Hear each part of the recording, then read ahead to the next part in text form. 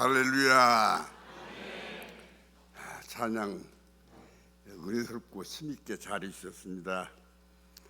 힘이 납니다. 오늘 우리 당회장 목사님이 미국에 가시면서 설교를 저에게 부탁하셔서 오늘 간단히 쓰게 되었습니다. 말씀을 증거하실 말씀의 제목은 긍휼에 풍성하신 하나님. 오늘 본문의 말씀 그대로 기록되어 있지요. 긍휼에 풍성하신 하나님이 우리를 사랑하신 그 큰 사랑을 인하여 허물로 죽은 우리를 그리스도와 함께 살리셨고 너희가 은혜로 구원을 얻은 것이라. 그래서 긍휼에 풍성하신 하나님, 이 긍휼은 하나님의 불쌍히 여기는 마음입니다. 하나님의 대표적인 속성은 거룩입니다. 하나님은 거룩한 그 속성을 따라서 거룩한 세상을 만들기를 원하시고 거룩한 인간들을 만드시기를 원하시고 거룩한 세계를 만드시기를 원하십니다. 그래서 거룩하신 하나님과 함께 영원히 사는 세상을 만드시기를 원하십니다. 이 거룩한 하나님의 뜻을 이루시기 위해서 또 그 다음에 대표적인 속성 두 가지가 있는데, 하나는 공의의 속성이고 하나는 사랑의 속성입니다. 공의의 속성은 상선벌악을 원칙으로 합니다. 선을 상주시고 악을 벌하시는 것입니다. 이것이 율법의 중심 사상이라고 말할 수도 있습니다. 그런데 하나님의 공의의 속성에 의해서, 하나님의 공의의 법에 의해서 인간들을 대하신다면 인간들은 전부 다 진직 하나님의 벌악의 원칙에 의해서 지옥불에다 쓸어서 넣어버리셔야 했습니다. 그런데 하나님은 다른 속성이 있죠. 사랑의 속성입니다. 그런데 하나님의 사랑의 속성 가운데서도 이 하나님의 긍휼의 속성, 긍휼의 사랑, 이 긍휼의 사랑이 인간들을 구원에 내시기로 계획을 하시고 구원에 내실 계획을 세우시고 구원에 내실 하나님의 그 모든 역사를 이 지구 속에서 실행하고 계시는 것입니다. 성경에 긍휼이라는 말이 많이 나옵니다마는, 물론 병자들을 긍휼히 여기라는 말씀도 나오고 굶주리고 헐벗은 사람을 긍휼히 여기라는 말씀도 나오고 여러 가지 고난당한 사람들을 긍휼히 여기라는 말씀이 많이 나옵니다. 그러나 이 긍휼이라는 말씀을 하나님이 사용하실 때는 반드시 인간들을 향해서 사용하시는 그런 단어, 사랑의 단어인데요, 그 중에서도 죄인들을 불쌍히 여기시는 이 긍휼, 이 긍휼을 사용하실 때 주로 이 죄인된 인간들을 향해서 사용하시는 하나님의 사랑을 긍휼의 사랑이라 그렇게 말씀을 하고 있는 것입니다. 그래서 오늘 또 이 본문 말씀에서 긍휼에 풍성하신 하나님이 그 큰 사랑을 인하여 그렇게 말씀했습니다. 그 큰 사랑이란 말은 인간의 말로는 형언할 수 없는 사랑, 인간들 속에서는 찾아볼 수 없는 사랑을 일컫는 말입니다. 에가서 3장 22절에 보면은 여호와는 자비와 긍휼이 무궁하시다 그랬습니다. 한이 없으시다. 그 한이 없는 사랑이기 때문에 하나님이 우리를 구원해 놓고도 그 구원을 인간들이 잘못하고 실수하고 범죄했다고 그래서 취소하거나 그 사랑을 무효로 여기는 것이 없으신 그 무궁하신 사랑이셔요. 그 긍휼에 풍성하신 하나님의 사랑, 그 크신 사랑으로 이제 우리를 구원해 주셨다 그랬는데, 이 성경 말씀에 보니까 그리스도 안에서 허물로 죽은 우리를 살리셨고 너희가 구원을 얻은 것이다. 이 말씀을 보면은 이 구원이라고 하는 것은 인간과 관계에서 긍휼에 풍성하신 사랑으로 인간을 구원해 내시는데 그리스도 안에서입니다. 그리스도 밖에는 구원이 없다 그 말씀이에요. 오직 그리스도 안에서만 구원이 있다 그 말입니다. 오직 그리스도 안에서만 구원이 있다 그 말이에요. 오늘 이단자들이 종종 자기를 구원자로 자칭해서 나타나는 경우가 많이 있습니다. 우리 한국에 나타난 이단들을 보면은 이제 전도관의 박태선 씨라든지 통일교의 문선명 씨라든지 많은 이단들이 나타났죠. 구원파의 권신찬 박옥수라든지 영광도 구원파 교회가 하나 세워졌죠. 제가 듣기로는 박옥수파라고 그럽니다. 이런 사람들이 나타나서 자기가 구원자인 것처럼 말합니다. 최근에 나타난 이단치고는 신천지가 제일 강렬하게 지금 활동하고 있죠. 이만희 씨가 자기가 구원자라고 말합니다. 이만희 씨 죽으면은 아마 일만희 씨가 나와서 구원자라고 할란지 모르겠습니다만은, 아니면 3만희 씨가 나와서 구원자라고 할란지 모르겠습니다만은, 예수 그리스도는 하나님의 아들이시고 영원한 생명의 주인이시고 죽었다가 다시 살아나신 부활의 주님이시고 부활이요 생명이신 주님이십니다. 그러나 이단자 구원자들은 다 죽으면 그것으로 끝나고 또 다른 구원자가 나타날는지 모르지만은 인간들은 죽으면 이것으로 다 끝나요. 이방 종교의 교주들도 아무리 큰 종교라 하더라도 그 교주들은 세상에 왔다가 죽으면 아름다운 무덤 하나를 장식해 놓고 세상을 떠나면 그것으로 끝나는 것이 이방 종교들의 교주들이에요.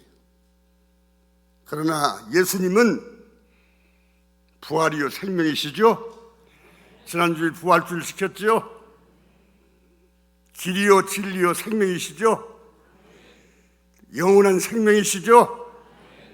그리스도 안에만 생명이 있고 그리스도 안에만 구원이 있습니다. 오직 그리스도만 나의 구주인 것을 믿고 그리스도만을 성실하게 따라가는 신앙생활이 되어야 할 줄로 믿습니다. 그런데 하나님이 긍휼에 풍성하신 그 큰 사랑으로 그리스도 안에서 우리를 구원해 주신 그 구원이 무엇이냐? 구원이라는 말은 건져냈다는 말이에요. 어디서 건져냈단 말이냐? 물속에서 모세처럼 물속에서 건져냈단 말이냐? 아닙니다. 오늘 이 본문 말씀에 보면은 긍휼에 풍성하신 하나님이 우리를 사랑하신 그 큰 사랑을 인하여 허물로 죽은 우리를 그리스도와 함께 살려주셨어요.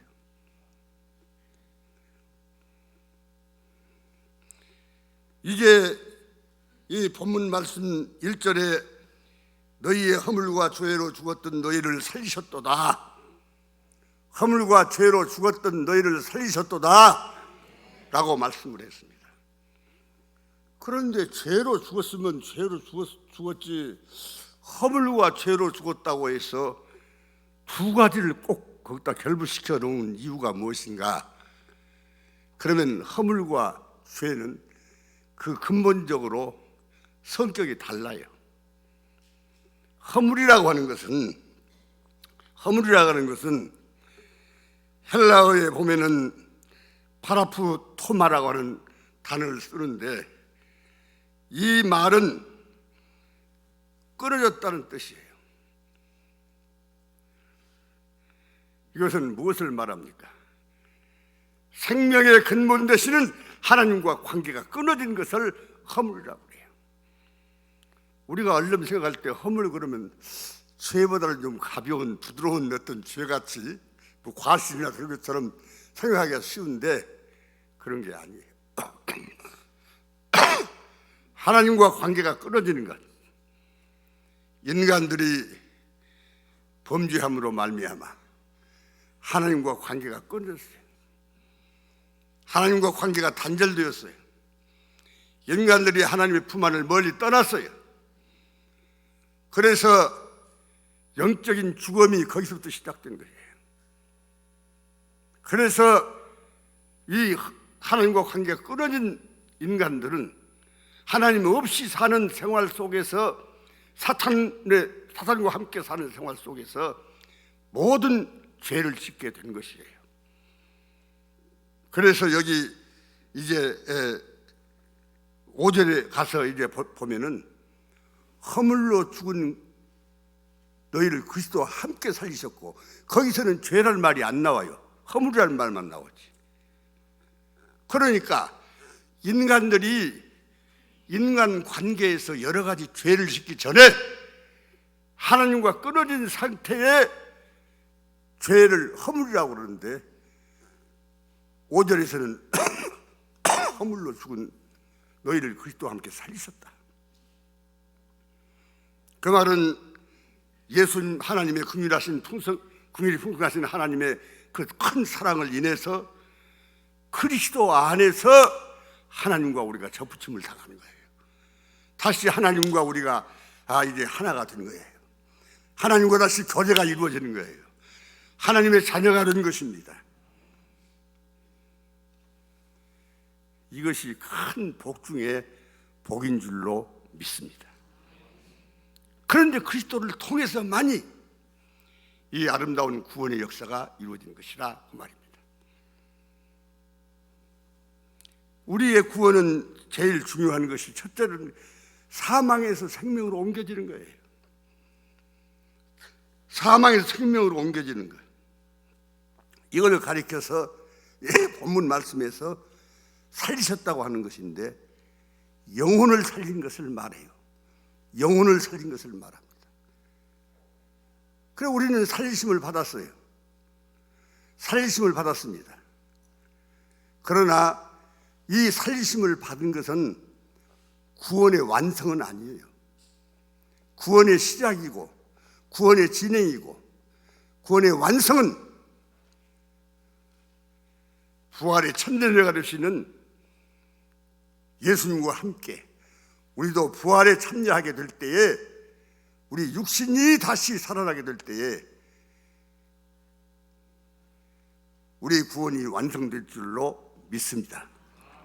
그래, 여기서 말씀하시는 구원은 영혼을 살리셨다고 말이에요. 우리가 지금 다 예수 믿고 이제 죄 사함을 받고 우리 영혼이 살아난 하나님의 자녀가 된 줄로 믿습니다. 하나님과의 관계가 회복된 줄로 믿습니다. 하나님을 아버지라고 부르고 하나님 앞에 나와서 하나님과 경배하고 하나님의 은혜 속에서 살게 되게 된 줄로 믿습니다. 우리는 이미 구원의 반열에 올라섰습니다. 그런데 그 구원은 내가 이루는 것이 아니라 하나님이 이루세요. 이 일을 시작하신 분이 하나님이시기 때문에, 이 일을 시작하신 분이 하나님이시기 때문에 하나님이 그 구원을 완성하세요. 그러니까 이 구원은 취소되는 것이 없고, 중간에 우리가 잘못해서 구원이 이제 취소되는 그런 일은 절대로 없을 줄로 믿습니다. 그래도 우리 성경 말씀대로 이제 구원받은 성도는 살아야 되거든요. 이제 영혼이 살아난 사람은 그리스도 안에서 새로운 피조물이었으니까 이제는 하나님의 자녀로서 새롭게 살려고 노력하는 것이 필요하거든요. 노력한다고 해서 내가 구원을 완성하는 것은 아니에요. 구원의 완성을 위해서 내가 힘쓰고 노력하는 것은 또 필요해요. 필요하는데 반드시 그리스도 안에서의 믿음 생활을 힘쓰는 것인데, 그 힘쓴다는 것이 육신적인 노력으로만 되는 것이 아니고 성령의 은혜로 되는 것입니다. 성령의 은혜로 되는 것입니다. 그래서 예수님이 하늘로 승천해 가시기 전에 내가 보혜사 성령을 너희에게 보내주겠다, 주겠다. 내가 가는 것이 너희에게 유익이다. 그렇게 말씀하신 거예요. 그와 같이 너희를 보내두지 아니하고 내가 다시 너희로 오겠다고 그랬는데, 성령님이 바로 예수님이시고 하나님이셔요. 성령님이 부활하신 주님이 하늘로 올라가신 다음에 영으로, 성령으로 다시 우리에게 임재해 오신 것이에요. 그래서 삼위일체를 한 분이라고 그러는 거예요. 그 성령님이 나를 도우시기 때문에 내가 구원이 완성되어 가는 것이기 때문에 성령님의 도우심을 간구하고 의지하고 날마다 성령님의 도우심을 부르짖어야 돼요. 하나님 말씀을 교회에 나와서 듣고 배우고 그 말씀의 진리로 잘 묻어된 다음에는 성령님을 의지해서 기도를 힘써야 돼요. 내 힘으로 구원이 완성되는 것이 아니기 때문에 성령님의 도우심을 힘입기 위해서 기도하라는 거예요. 간구하라는 것이에요. 여러분, 기도 없이 여러분의 구원이 완성되어 갈 수 있다고 생각하십니까? 구원 없이, 기도 없이, 성령의 도우심이 없이 내 구원을 완성해 갈 수 있다고 생각하면서 신앙생활을 하는 사람은 크게 잘못 생각하고 있는 거예요. 그렇기 때문에 우리는 반드시 기도 생활에 힘써야 돼요. 그래서 기도를 이 육신적인 호흡 같은 것이 영적으로 호흡은 기도라고 하는 것이에요.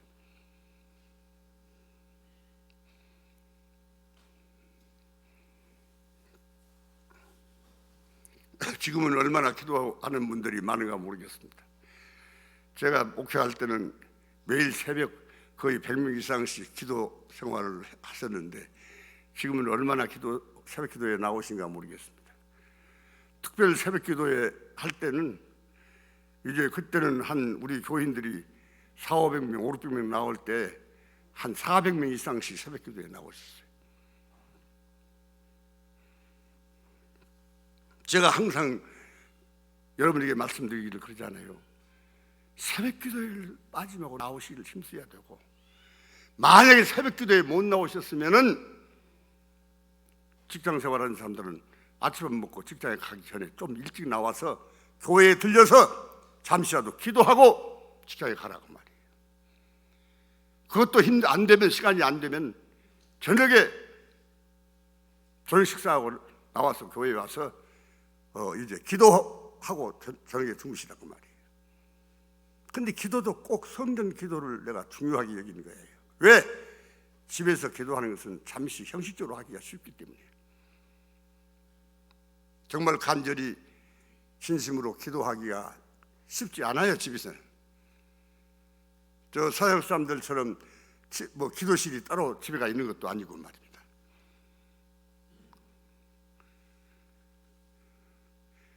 적어도 내가 늘 강조하는 것이 무엇입니까? 적어도 한 번 이상씩은 교회 성전을 다녀가라 말이에요. 내 아버지 집은 만민의 기도하는 집이기 때문에 그래요.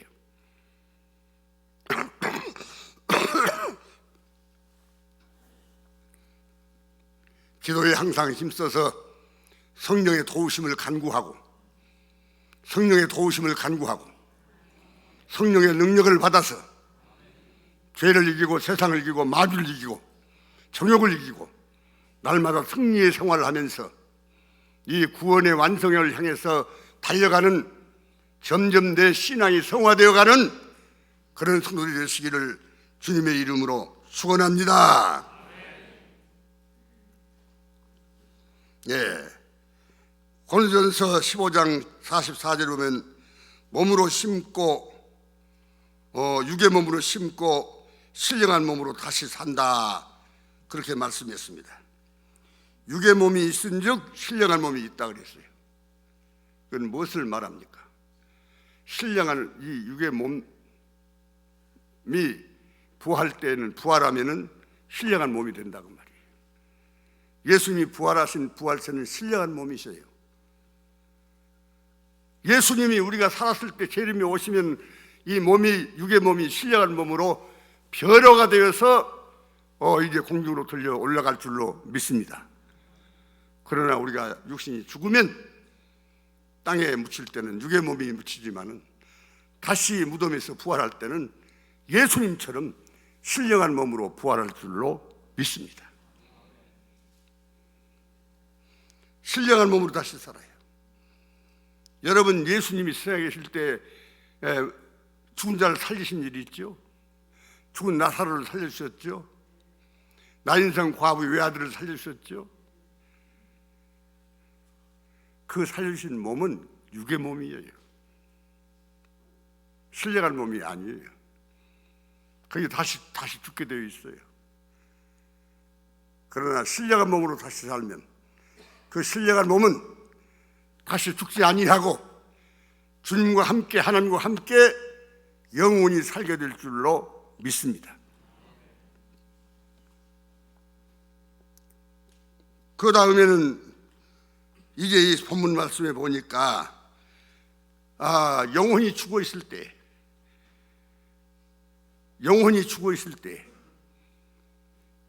이 세상 풍속을 좇고 공중의 권세 잡은 자를 따랐으니 지금 불순종의 아들들 가운데서 역사하는 영이라 그랬어요. 이 세상 풍속을 좇는다. 이 세상에 많은 죄 짓는 풍속이 있지만은 그 중에서도 마귀 섬기는 풍습, 귀신 섬기는 풍습, 우상 섬기는 풍습, 이것이 세상에 만연되어 있어요. 그래서 예수 안 믿는 사람들은 어떤 특별한 종교를 가졌든지 안 가졌든지, 어떤 특별한 신을 믿든지 안 믿든지 간에 세상 풍속을 좇아서 살아요. 세상 풍속을 좇아 살아요. 안 믿는 사람들은 정초가 되면은 토종미기를 비결 보는 것도 이 마귀 섬기는 풍습이에요.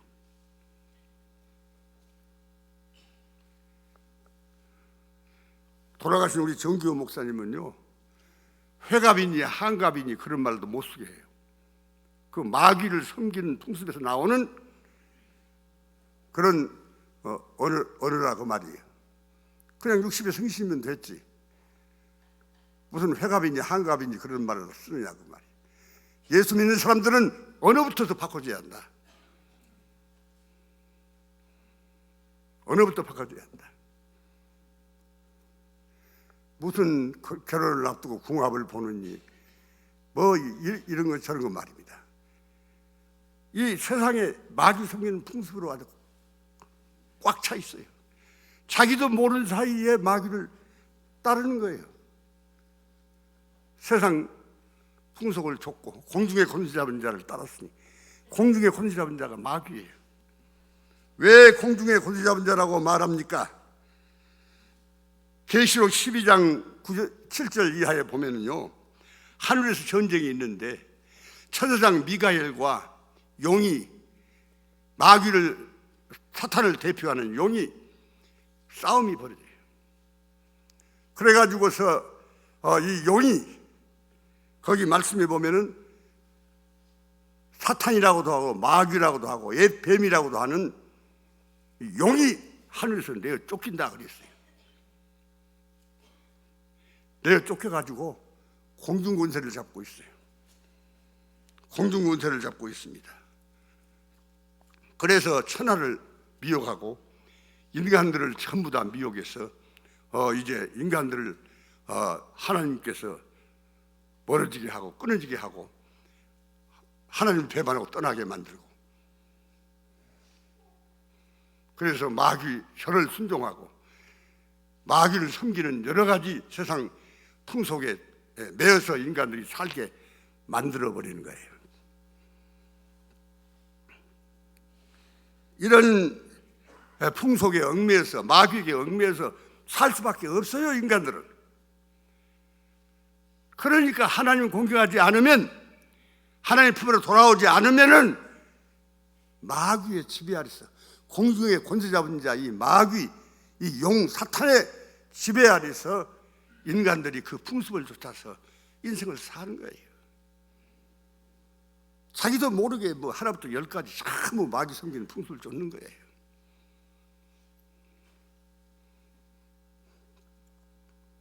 이런 무서운 마귀 사탄에게 얽매여서 이제 살고 결국 사탄에 이끌려서 지옥으로 들어가는 인생들을 그 마귀의 지배 아래서 건져내는 것을 구원이라 그럽니다. 우리는 다 구원받은 줄로 믿습니다. 우리는 마귀의 지배에서 해방된 줄로 믿습니다. 이제는 마귀 섬기는 풍습이나 이런 악한 풍조는 완전히 끊어버려야 합니다. 예수 믿는 사람들이 예수 믿으면 교회 다니면서도 가끔 점도 보고 말이에요. 이 마귀 섬기는 풍습을 아직도 못 끊어서 그래요.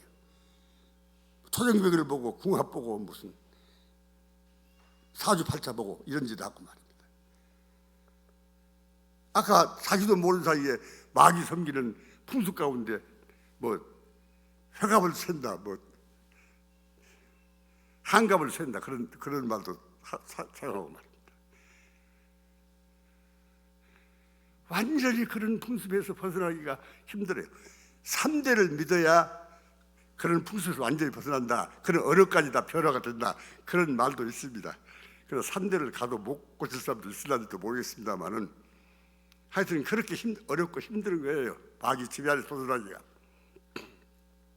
우리 성도들은 철저하게 세상 풍습, 마귀 섬기는 풍습, 귀신 섬기는 풍습, 그 전부 이 세상의 만물을 다 신으로 섬기지 않아요? 하늘엔 천신이 있고 일월 성신이 있고 뭐 이제 태양신이 있고 달신이 있고 뭐 지상에 무슨 수신이니 목신이니 뭐 지신이니 뭐 전부 다 신이야. 이것이 다 마귀 섬기는 풍습에서 나오는 것이에요. 하나님 지으신 만물이 다 신이에요. 인간들이 볼 때 신이에요. 예? 큰 바위만 봐도 거기 신이 있다, 석신이 있다 그래요. 큰 산만 봐도 산신이 있고, 물을 보면 파란 물을 보면 그 속에 귀신 있는 것 같고, 수신, 물귀신. 이런 풍습에 젖어서 사는 것이 마귀의 지배 아래 사는 것이 인간들이에요. 그래서 벗어나야 되겠죠? 마귀의 관계를 끊고 하나님의 관계를 회복해야 되겠죠? 예수 믿는 것밖에 다른 길이 없는 거예요. 예수 믿는 것밖에 다른 길이 없는 거예요. 예수를 믿으면 마귀의 관계는 끊어지고 하나님과 관계가 다시 회복될 줄로 믿습니다. 하나님의 은혜가 임하고 축복이 임할 줄로 믿습니다. 세 번째로는 오늘 본문에 보니까 그때 육체의 욕심을 따라 지내며 육체와 마음에 원하는 것을 하여 그랬습니다. 하나님과 관계가 끊어지면요, 인간들은요 이제 마귀의 지배 아래 들어가면 육체의 욕심을 따라 지냅니다. 육체와 마음에 원하는 것을 해요. 그래서 내가 내 주인이 되어 하나님이 내 주인이 되시고 하나님을 모시고 살아야 할 인간들이 내가 내 주인이 돼요. 내 마음대로 내 생각대로 내 좋을 대로, 그것이 곧 마귀 섬기는 것이고 자기를 우상화하는 것이고 마귀 섬기는 풍습을 따르는 거예요. 욕심, 이 정욕, 참으로 무서운 것입니다. 여러분, 그 인간의 이 모든 죄가요 욕심에서 나오지 않습니까? 요한일서 2장 16절에 보면 육신의 정욕과 안목의 정욕과 이생의 자랑, 다 아버지께 쫓아온 것이 아니라 세상을 쫓아온 것이라고 그랬는데, 이 세 가지가 대표적인 욕망이에요. 욕심이에요.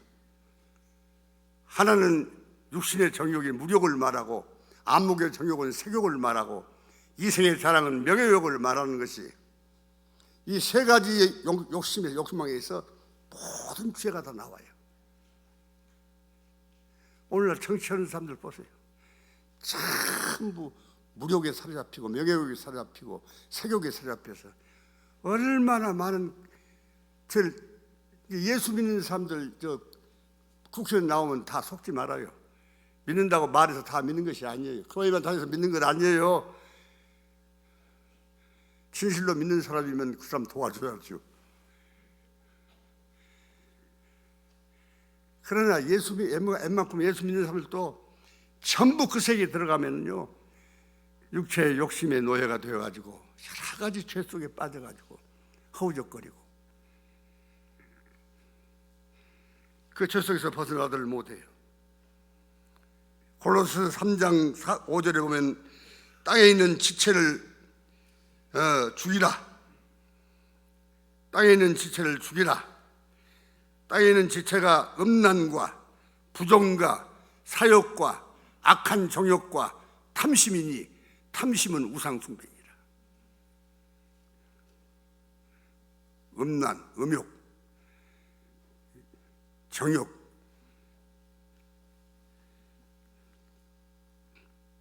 그리고 이제 사욕, 그리고 부정한 생각, 탐심.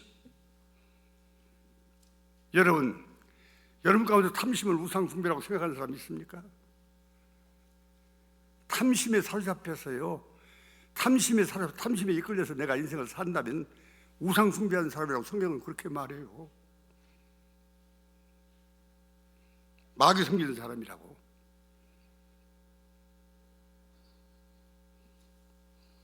죄가 잉태한 즉 사망을 낳고, 죄가 장성한 즉 욕심이 잉태한 즉 죄를 낳고, 죄가 장성한 즉 사망을 낳는다고 야고보서 1장 15절에 말씀하고 있잖아요. 결국은 이 욕심이라는 것이, 이 정욕이라는 것이 죄를 낳게 되고, 죄는 사망에 이르게 되고, 결국은 영원한 멸망에 이르는 것 아니겠습니까? 그런데 이 정욕이라는 것을요, 내 힘으로 끊는다는 것이 정말 어려운 거예요. 그게 쉽게 되는 게 아니에요. 로마서 8장 19절 이하에 보면 사도 바울은 내가 원하는 선은 행치 아니하고 원치 않은 악이 행하는도다. 사도 바울은 선을 행하기를 그렇게 원했어요, 마음으로. 여러분들도 원하죠? 아마 인간들이 거의 다 악을 행하기를 원하는 사람은 없어요. 선을 행하기를 다 원해요. 그 중심에 그것이 다 있어요. 속에 하나님의 속성이 다 있어요. 그런데 예수 믿는 사람도 마찬가지예요. 내가 선을 행하기를 원해요. 하나님 말씀대로 살기를 원해요. 교회에 나와서 기도할 때마다 회개하면서 이제 하나님 말씀을 살겠습니다 그러고 다짐도 하고 고백도 해요. 그러나 원하는 선은 행치 않냐고, 원치 않은 악이 행해진다고 사도 바울이 탄식을 했어요. 내 속에 하나님의 법이 있음과 동시에 내 지체 속에는 또 다른 악한 법이 있어가지고 나를 악한 법 아래로 이끌어가는 도다. 나를 이끌어가요. 내 속에서 항상 싸움이 있어요. 그런데 악한 법이, 이 정욕의 법이 더 강해가지고 나를 늘 사로잡아가요. 그래서 교회에 나와서 또 회개하고 또 돌아가서 또 정욕에 이끌려서 또 죄를 짓고, 또 교회에 나와서 회개하고 또 돌아가서 또 욕심에 이끌려서 죄를 짓고, 탐심에 이끌려서 죄를 짓고. 그래서 사도 바울은 뭐라고 어땠습니까? 오라 나는 곤고한 사람이로다. 아, 사도 바울 같은 그런 유명한 사도도 자기가 그 죄 오라는 소원이 행치 않냐고 악만 행해지니까 아이고 나는 곤고한 사람이라고 하나님 앞에서 그러면서 뭐라 했습니까? 우리 주 예수 그리스도를 인해서 감사하노라. 왜? 주님이 항상 나와 함께 계시. 주님이 항상 나와 함께 계시. 아, 이 주님이 나와 함께 계시는 축복이 얼마나 큰 축복인지 모릅니다. 과거의 죄만 나를 용서해 주신 것이 아니라 그때그때마다 죄를 짓고 또 회개하면 또 용서해 주시고, 회개하면 또 용서해 주시고, 이런 생활을 사실 어떻게 보면 반복하고 있는 것이 신앙생활이라고 해도 과언이 아니에요. 그러나 정말 회개할 때 그냥 형식적으로 회개하지 않고 정말 내가 하나님의 자녀로서 이제는 죄를 짓지 않고 정욕의 노예가 되지 않고 내가 하나님의 선하신 뜻을 따라서 내가 올바르게 살아야 되겠다고 하는 그런 마음이 간절했는데 잘 안 될 때는 괴로워해요. 애통해요. 눈물을 흘려요. 평안히 살자고 만 살아서는 안 돼요. 그렇게 하면서 하나님 앞에 불쌍히 여겨달라고, 성령님이 나를 도와달라고 그렇게 간구하면 성령의 도우심의 은혜가 임해가지고, 성령의 능력이 임해가지고 죄를 이길 수 있는 힘을 주시고 점점 내 마음이 변화되어 갈 줄로 믿습니다. 그래서 성화가 되는 거예요. 점점 이런 과정 속에서 말입니다.